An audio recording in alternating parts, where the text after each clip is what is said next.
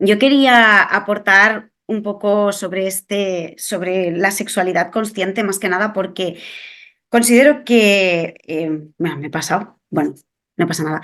Quería como exponer un poco, ¿no? De qué manera vemos la sexualidad, qué nos lleva a verla de esta forma, cómo las diferentes culturas, cómo todo eso ha ido influenciando en la forma en que tenemos de ver la sexualidad y cómo la vivimos, sobre todo, ¿no? Creo que es una parte súper fundamental. eh, Luego lo iremos viendo, ¿no? Pero que también nos genera un gran bienestar si es acorde, ¿no? Con aquello que realmente nos proporciona ese bienestar, esa salud, ¿no? Así que era un poco hacer una mirada a qué hace que vivamos la sexualidad, cómo la vivimos y de qué manera podemos encaminarnos a mejorarla, ¿vale? Así que el objetivo era un poco con la idea de cómo practicar sexo de una forma consciente y cómo vivir el propio placer y qué nos diferencia de otras culturas y a la vez cómo esas culturas, tanto nosotros desde la cultura occidental como el resto de culturas, han influenciado en esa forma de vivirlo.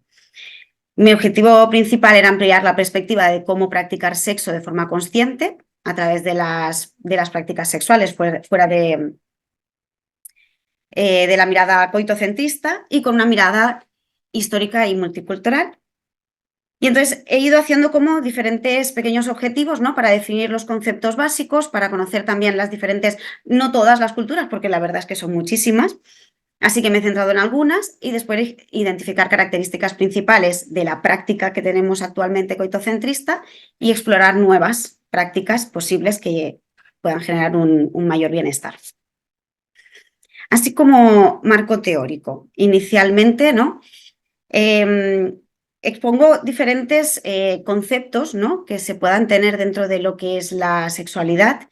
Y una es sexo. El sexo, como palabra, tiene dos vertientes así principales, ¿no? Que es la parte más biológica y física. Al final es lo que identifica dentro de lo que es, bueno, es hombre y mujer, ¿no? A través de la genitalidad. Y después el sexo en este contexto, que es el que más vamos a utilizar, se refiere al acto de practicar la actividad sexual. ¿Vale? Después, quería también tener en cuenta que es una relación sexual, ¿no? Porque muchas veces el tema de la práctica de la sexualidad está muy vinculada a la relación sexual. Y esto normalmente se entiende, ¿no? Con otra persona o con otras personas y también, como veremos, de forma individual.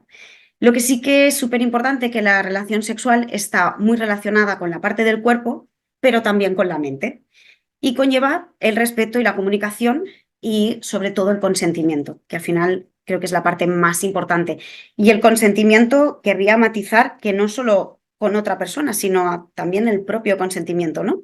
El cómo me permito a mí misma y aquello, o a mí mismo, y aquello que hago que sea desde el bienestar y el placer, ¿no? Una terminología también súper importante es el amor. ¿Por qué? Porque muchas veces incluimos en todas las prácticas sexuales, en todo el tema de la sexualidad, tener amor, ¿no? Sentir ese amor. Es verdad que el amor está como muy, tiene como, es muy complejo definirlo. Eh, Al final, una de las definiciones así que más generales, ¿no? Que diríamos es que el amor se puede entender como un sentimiento profundo de afecto y conexión hacia la propia persona, que esta es la básica, y después hacia otras personas, grupos, incluso hacia proyectos o cosas que queramos hacer, ¿no? Lo que nos impulsa es precisamente ese, ¿no? El amor para activarnos. Eh, Quería destacar también esa diferencia, ¿no? Con el amor en los tipos de amor, ¿no? Que pueden ser pues, hacia la familia, hacia la amistad, hacia otra persona y matizo otra vez, ¿no? El amor propio.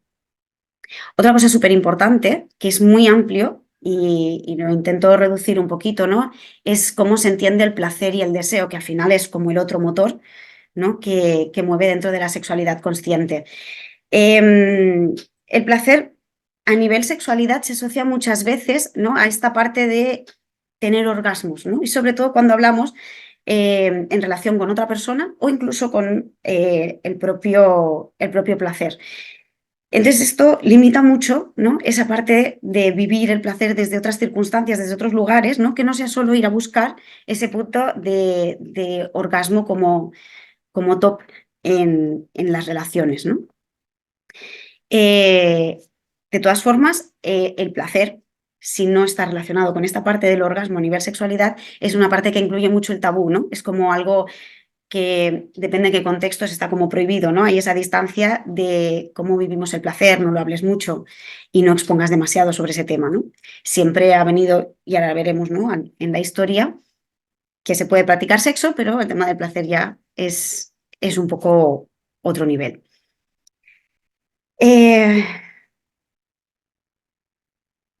Dentro de esta parte, ¿no?, de los conceptos básicos, me parecía súper interesante cómo la implicación del género tiene importancia en este ámbito, ¿no? Eh, ¿Por qué? Porque entendiendo el sexo ahora desde la parte biológica, no es lo mismo follar cuando tienes un pene que follar cuando tienes una vulva. No se considera igual el sexo de la mujer, que siempre se relaciona mucho más en esta parte que hablaba, ¿no?, del amor, esa conexión, esa idea, ¿no?, de que la mujer tiene que estar enamorada y no tanto el follar. Y por otro lado, no, el hombre sí que está más relacionado con ese punto de vivir su placer, más desde follar, desde, bueno, no hace falta tanto el sentimiento. Es una creencia, obviamente, ¿no?, que se ha ido como transcurriendo a lo largo de la historia, pero en rasgos generales es como la idea, ¿no?, que se tiene, y entonces el género, ¿no?, el ser mujer o hombre, ya va a influenciar en cómo vamos a vivir esa sexualidad. Me gustaría apuntar de Elena Crespi, ¿no?, que hablando de la percepción y la atención, ¿no?, aprendemos que percibimos las cosas en función de las creencias que tenemos, porque quizás atendemos más a aquello que forma parte de nuestras creencias. Es decir, si nos han criado de una forma, ¿no?, teniendo en cuenta que por tener vulva tienes una serie de características y tienes que hacer las cosas de una forma, pues siempre vamos a vivir, ¿no?, todo a través de esa idea. Igual que si tienes pene, pues también, ¿no? Con esto lo que quiero decir es que esa parte del género es súper importante en cómo se vive la sexualidad. Ser mujer con vulva siempre va a implicar mucha más vergüenza, mucha más limitación, mucha más casi negación del placer. Y siendo hombre va a hacer todo como hombre a nivel pene, ¿no?, en genitalidad, pues siempre tienes más esa abertura de voy a disfrutar de mi placer y voy a ser como un poco más libre, que luego tampoco es tan libre, porque al final está también bajo ese mismo mandato, ¿no?, de las expectativas que tiene que cubrir. Un tema súper importante que me gustaría, en que no he podido como entrar demasiado, pero creo que también nos muestra mucho, ¿no?, un poco de esta sexualidad consciente, ¿no?, está involucrada con la diversidad funcional. Las personas con diversidad funcional, cualquier tipo, normalmente siempre tienen como aquella mirada, ¿no?, en la que hay una sobreprotección, una falta de oportunidades para intimar en el sexo, porque sus características, en algunos casos, ya no les permite, ¿no?, acceder de forma tan libre como una persona que no tenga una diversidad funcional. Esto implica también una falta de educación sobre el tema. Personas en las que muchas veces no pueden acceder a ese placer cuando es algo súper básico que, que nacemos con él, ¿no?, en la persona. Por lo tanto, creo que era súper importante tener en cuenta, ¿no?, que muchas veces se infantiliza también a este colectivo, ¿no? Por otro lado, ¿no?, también se hipersexualiza, ¿no?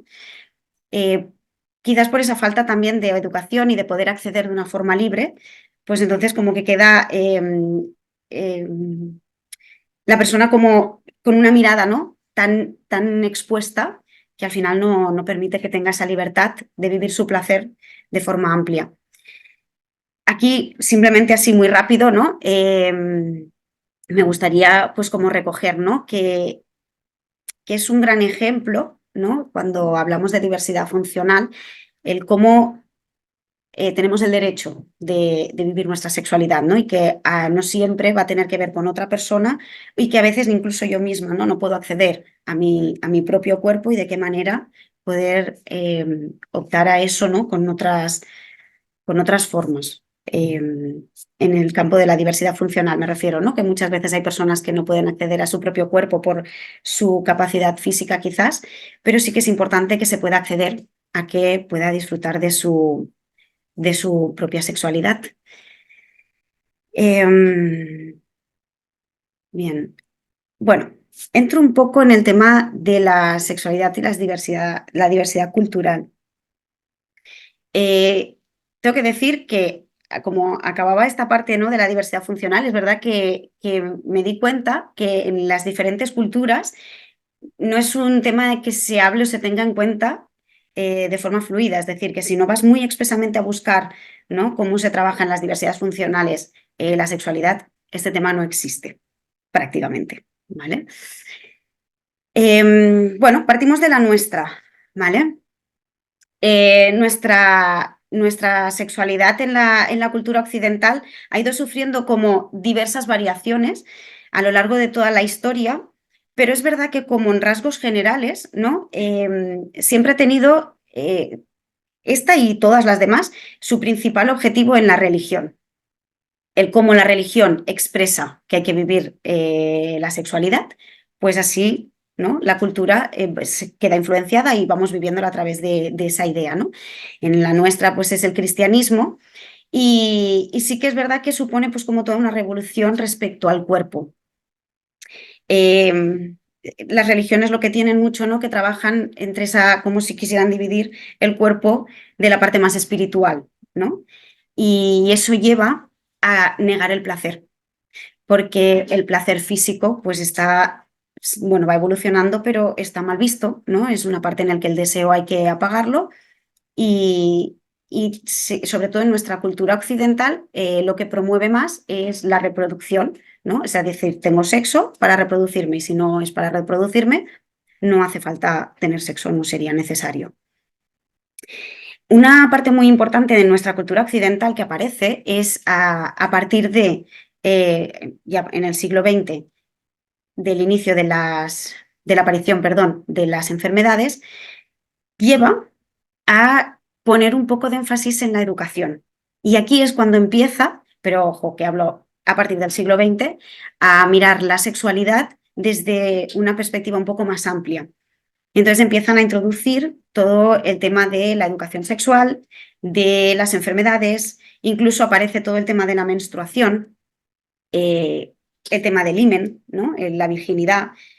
Ya se empieza como a escuchar, ¿no?, desde esa parte y a poder como hacer llegar, ¿no?, de alguna forma a la infancia y a las personas cómo vivir la sexualidad y qué es lo que puede implicar. Aún así, siempre hay una gran diferencia entre la sexualidad masculina y la sexualidad femenina, porque todo el tema de la sexualidad en la mujer siempre hay la represión. El tema de las prácticas sexuales. Se considera que históricamente, ¿no?, a partir de los estudios, la idea es, y siempre hay esta diferencia entre mujer y hombre, ¿no?, en la práctica sobre todo de la masturbación es algo que hasta mucho después, ¿no?, más bien de cara al siglo XX, no aparece, porque cuando se hablaba de la masturbación, y sobre todo en el sexo femenino, estaba prohibida o se tachaba de enfermedad mental. Por lo tanto, las mujeres no tenían mucho acceso a esto si no era para, perdón, para una rehabilitación, ¿vale? Que es cuando entonces utilizaban los médicos la masturbación. Así que las prácticas sexuales se basaron mucho en toda la parte coitocentrista y introducción de pene-vagina, con alguna variante, pero muy sutil. Y sobre todo, seguimos con la idea principal de la reproducción. ¿Qué pasa en otros tipos de culturas? La cultura oriental, que es como muy amplia, porque abarca diferentes países incluso, ¿no? Se extiende mucho, es una cultura en la que sobre todo basa la parte más espiritual y entonces entienden toda la sexualidad desde esa parte de conseguir el máximo a nivel placer espiritual. Por lo tanto, no hay tanto la idea del cuerpo, y se usan sobre todo prácticas en las que tiene mucho más importancia la parte sensitiva, la parte más, bueno, espiritual, que no tanto física. Es verdad que en estas prácticas hablan más del deseo desde esa perspectiva, ¿no? A diferencia de la nuestra, que es mucho más tener relación sexual para procrear. En estas orientales, las relaciones sexuales tienen más, introducen mucho más el erotismo y el juego, aunque también depende del estatus que tenga del estatus que haya en las diferentes, en la sociedad, ¿no? No es lo mismo ser noble, que la relación entonces va a ser como más atractiva y más de encontrar, ¿no? ese juego, que en otras prácticas de rangos más bajos. Quería introducir, ¿no? También, no, cambia mucho, ¿no? Así como aquí es como más genérico, en otras culturas es verdad que como cambian, por ejemplo, ¿no? Aquí hay los guerreros y los guerreros sí que tienen otro tipo de sexualidad. Me parece muy curioso cómo introducen la homosexualidad, en la cual no la nombran así, pero sí que hay relaciones entre hombres y mujeres. Siguiendo la cultura árabe, y lo introduzco desde aquí un poco, ¿no? En donde la cultura árabe se basa muchísimo también en la parte reproductora, pero ya no es, que esto no lo había mencionado antes, pero ya no es tanto hombre y mujer solo, sino que aquí también empiezan a abrirse la poligamia, siempre es un hombre y varias mujeres. La sexualidad la viven desde un lugar también de culto a la parte espiritual, pero aquí entran otros juegos. Lo que me pareció más interesante, ¿no? En esta cultura, aparte de toda la represión que hay frente a la mujer, es de qué manera entienden las prácticas sexuales no solo heterosexuales, sino también homosexuales, en las que está prohibido decir esta palabra, no se consideran como tal, pero sí que hay relaciones entre hombres y mujeres por el placer, ¿no? De vivir lo que es el cuerpo y la sexualidad. Son súper extensas, ¿eh? Los tipos de cómo se viven la sexualidad en las diferentes culturas, ¿no? Entonces, hemos tenido muchísima influencia, tanto nosotros de otras culturas como las otras culturas, de alguna manera, de las nuestras. Es verdad que el hecho de la inmigración ha generado que por un lado se amplíe y que por otro lado también se ponga un foco en cómo es la educación sexual. ¿Por qué? Porque en otras culturas la educación sexual es casi nula. Aquí, como decía antes, ¿no? Se empezó a ampliar mucho más y, y esto ha generado que se amplíe la forma de ver, ¿no? El cómo vivir la sexualidad. Aunque matizó también que de alguna forma la cultura occidental se ha abierto mucho más que otras culturas, ¿no? Que sí que exigen que la sexualidad no sea tan amplia en el tema de la educación. Ponía aquí la cultura del placer y del bienestar. Lo pongo entre comillas porque no es una cultura propiamente, ¿no? Pero sí que es hacia donde nos llevaría a pensar en cómo cambiar esas formas, ¿no? Que venimos viviendo desde nuestra antigüedad y cómo ampliar el enfoque empezando por el propio bienestar.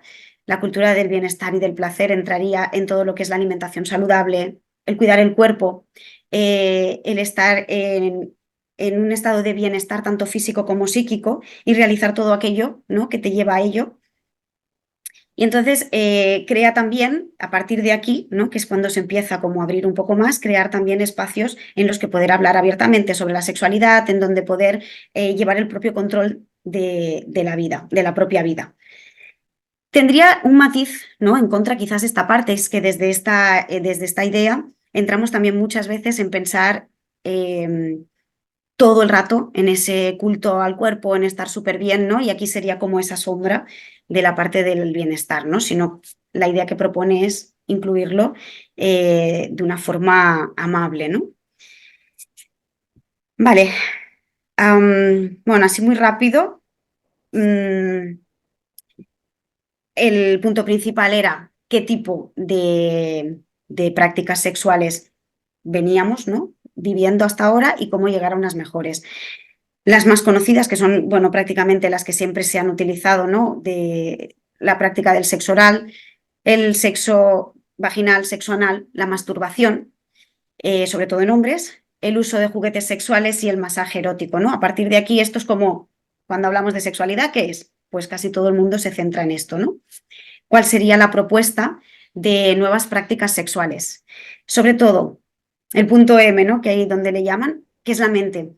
Muy, qué es lo que yo siento, cómo yo pienso, todo eso me va a llevar a un mucho mejor placer sexual.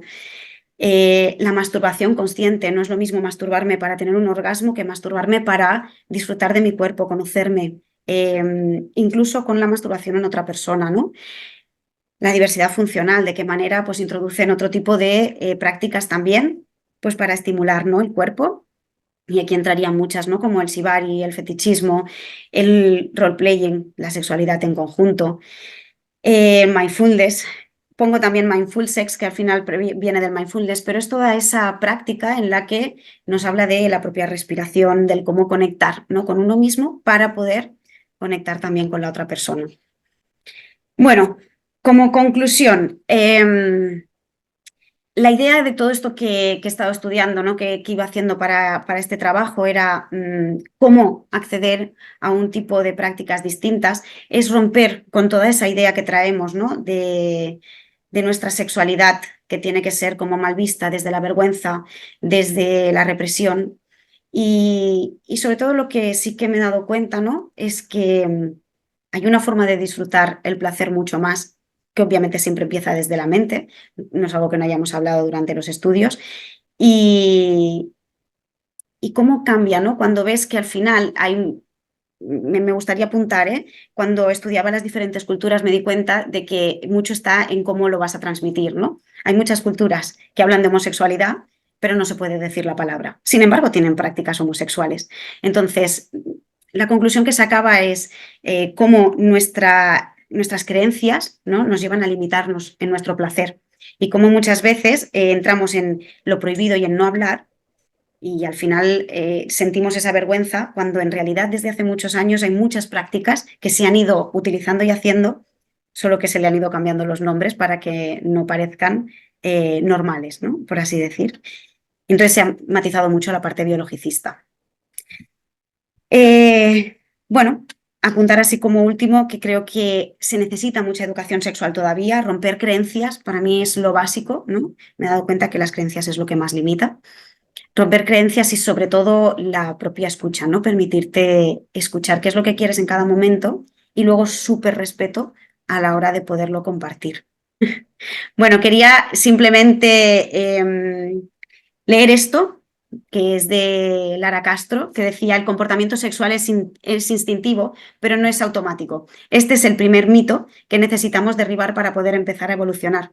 Tú construyes tu forma de vivir la sexualidad y puedes aprender a disfrutarla de la manera que quieras. Pues un poco eso, romper con esos mitos y esa idea que tenemos biologicista. Muchas gracias. Ahora sí.